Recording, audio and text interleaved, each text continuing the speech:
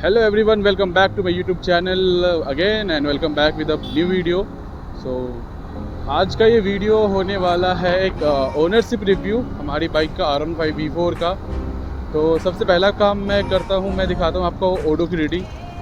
तो ये रही मेरी ओडो की रेटिंग, ये है 22,538 किलोमीटर, यानी कि 22,500 किलोमीटर अपनी बाइक चल चुकी है, आप देख सकते हैं।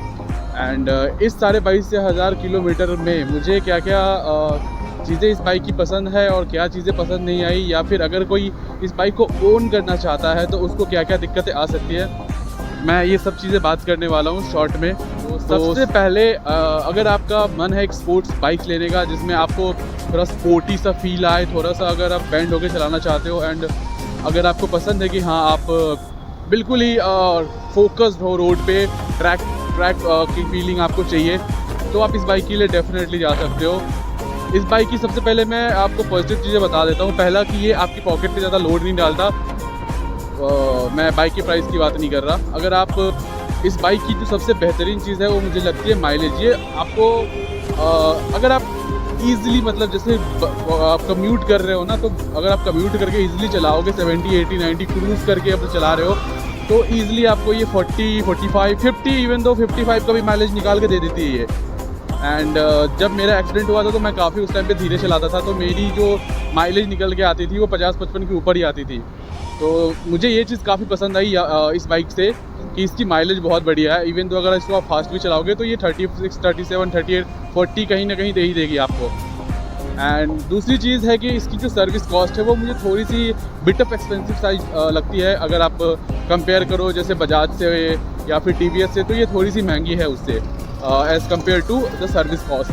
एंड इसके पार्ट्स वगैरह तो सबको पता है कि थोड़े से महंगे आते ही हैं, चाहे वो इसके डिस्क पैड हो या फिर इसका कोई लीवर हो या फिर कोई इंडिकेटर हो। तो अगर आपके साथ ऐसी कभी कोई चीज़ होती है कि इन केस अगर आपको ये चेंज कराना पड़े, तो आप वहाँ पे एक काम कर सकते हो कि आप ना एक अगर कोई ज़्यादा इम्पॉर्टेंट पार्ट नहीं है वो, तो आप उसको आफ्टर मार्केट ट्राई कर सकते हो। जैसे कि मैंने इसमें ना ब्रेक पैड डलवाए थे बाहर से, तो मुझे 300-300 रुपये के पड़े थे दोनों, यानी कि 600 रुपये के दोनों ब्रेक पैड मुझे मिल गए थे। और अभी काफ़ी टाइम से मैं यूज़ भी कर रहा हूँ, तो मुझे एज सच कोई प्रॉब्लम नहीं आ रही यूज़ करने को लेके ब्रेक पैड में। एंड चेन सेट मैंने बाहर से डलाया था रोल ऑन का, तो अभी तक भी जितने दिन भी हुए हैं, 2 हफ्ते हो गए हैं, कुछ ज़्यादा ऐसे मुझे कुछ फ़र्क नहीं पड़ रहा। जो चीज़ें जहाँ पे लैग करती है इस बाइक के अंदर, वो लैग ये करती है कि अगर आप लॉन्ग राइड के लिए अगर जाते हो, तो देन आपके शोल्डर एंड आपके कलाइयों में दिक्कतें स्टार्ट हो जाएंगी, दर्द स्टार्ट हो जाएगा। तो अगर आपका है प्रेफरेंस कि अगर आप लॉन्ग राइड्स वगैरह करना चाहते हो, तो डेफिनेटली इस बाइक की तरफ आप बिल्कुल मत जाना। अगर चाहिए आपको कि आप सारी क्वालिटी इसकी लो, तो फिर आप MT-15 की तरफ जा सकते हो। एल्स अगर आप फेयरिंग बाइक चाहते हो तो आप RS की तरफ जा सकते हो। RS is a better choice अगर आप लॉन्ग टर्म के लिए या लॉन्ग ड्राइव के लिए प्लान कर रहे हो। यामाहा का सबसे बेस्ट पार्ट होता है इंजन रिफाइनमेंट। इसका इंजन रिफाइनमेंट बहुत ही प्यारा होता है, ये हम सबको पता है। एंड भगाने में भी इसको बहुत बड़ा मज़ा आता है। बीच में ये कभी कभी लैग कर जाती है जब आपको लगता है कि सामने कोई कॉम्पिटिटर से RS अगर BS3, BS4 मिल गई, तो फिर आप उसको बीट नहीं कर पाओगे। हाँ, अगर BS6 है तो आप इजीली उसको टक्कर भी दे सकते हो और कहीं ना कहीं आप उसको हरा भी सकते हो।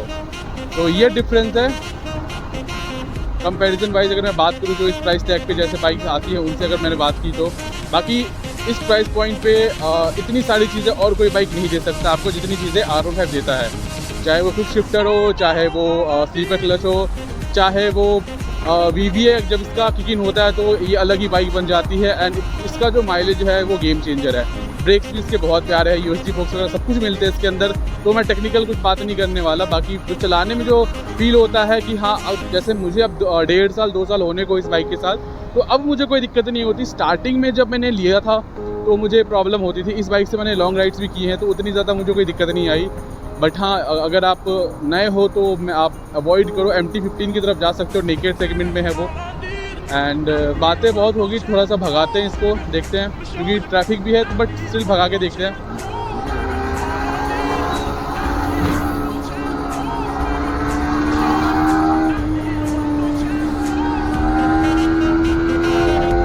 इसकी हैंडलिंग भी बहुत प्यारी है, आप देख सकते हो कितनी ईजिली मैं फ़िल्टर कर पा रहा हूँ ट्रैफिक के अंदर से, कोई लोड नहीं आता। क्योंकि तो सबसे बड़ा जो प्लस पॉइंट इसका ये है कि आप बिल्कुल ही कमिटेड हो, आपका ध्यान रोड से डिस्ट्रैक्ट हो ही नहीं सकता, क्योंकि इतनी एग्रेसिव इसकी स्टांस है, जो सिटिंग स्टांस है इसका बहुत ही ज़्यादा एग्रेसिव है।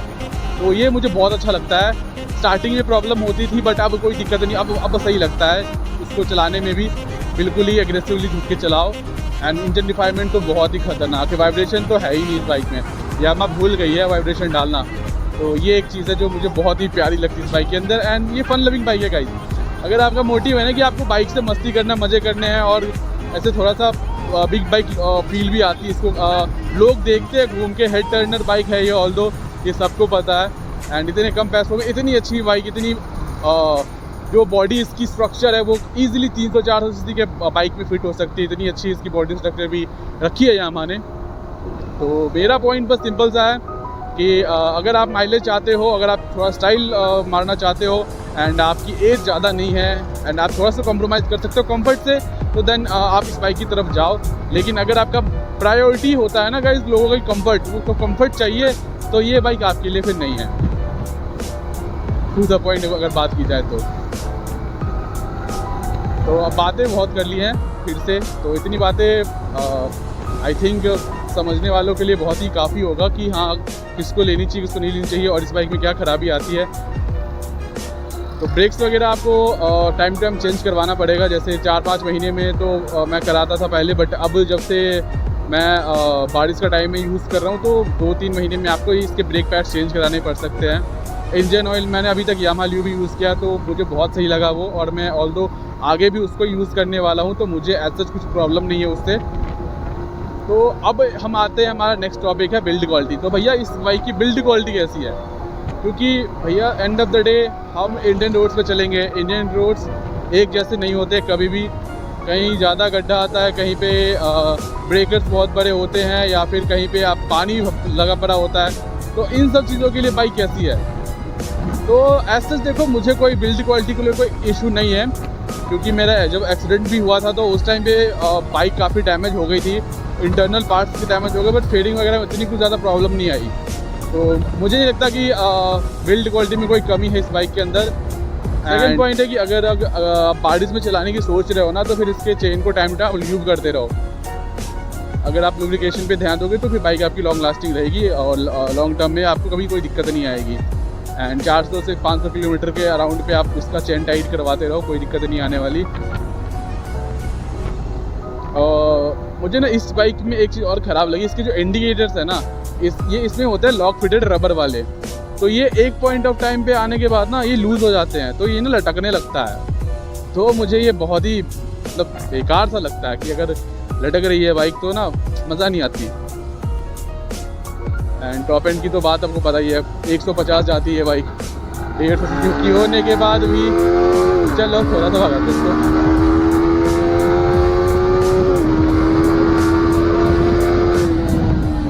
देखा आपने कितनी जल्दी ये 100 क्रॉस कर गई। तो ये खासियत है इस बाइक की, मतलब आप जब चाहो ये पावर डिलीवरी में कभी आपको निराश नहीं करेगी। एंड अगर आपको ज़्यादा ही जल्दी है तो आप इसका ट्रैक्शन कंट्रोल बंद भी कर सकते हो। ट्रैक्शन कंट्रोल भी इस बाइक के अंदर आता है, मैं भूल गया था बताना, वो पता तो खैर सबको होगा ही, बट स्टिल उसका यूज़ कब होता है गाइस, जब यूज़ होता है आप जब गड्ढों वाले रास्तों पे चल रहे हो ना, तो समटाइम क्या होता है ना कि बाइक अनइवन जो इसके जो दोनों व्हील्स हैं अनइवन तरीके से घूमने लगते हैं। कहीं पे कम ज़्यादा पावर जैसे ही फील होगी ना, तो बाइक ऑटोमेटिक कटअप हो जाएगी और वो पावर को लो कर देगी ताकि आपकी बाइक कंट्रोल में रहे।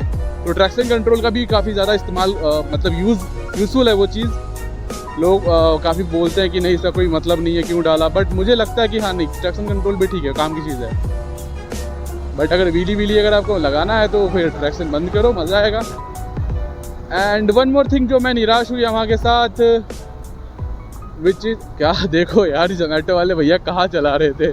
एनीवे, तो जो मैं निराश हुई इस बाइक से एक चीज़ को और लेके, जो इसका टायर, पीछे का टायर है गाइज, अभी मेरे को ये लगा लो 1.5 से 2 साल होने को है।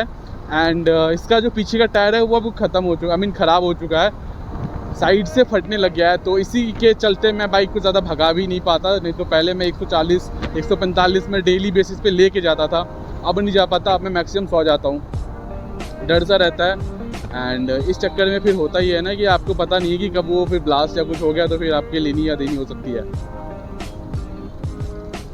वैसे प्लीजेंट वेदर है बाहर का, अभी बारिश है नहीं, बट स्टिल पानी रोड पे है जमा हुआ। कोई नहीं, मान लो मुझे अभी यहाँ पे इंस्टेंट पावर चाहिए, मैं क्या करूँगा, गियर ड्रॉप करूँगा और सीधा उठाऊँगा। देखा, ये देखो, ये है। तो कुछ नहीं करना, drop the gear and disappear man. ये चीज़ मुझे बहुत अच्छी लगती है यामाहा की, एंड खासकर R15 की। MT-15 भी बहुत अच्छी लगती है बाइक मुझे।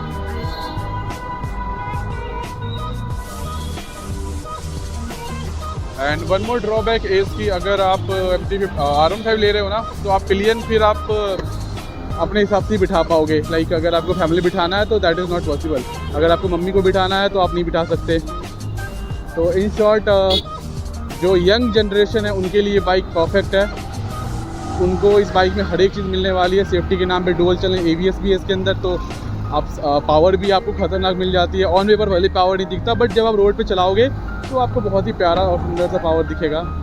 एंड इनिशियली बाइक अच्छा पंच करती है। टॉप एंड बहुत ही खतरनाक है इसका। के बारे में बात करूँ ना, तो उसमें सबसे बड़ा पॉइंट आता है कि इसमें डिस्कम्फर्ट बहुत ज़्यादा है। इसमें हाथ दर्द हो जाएंगे, आपके कंधों में दर्द आएगा, कमर में दर्द होता है।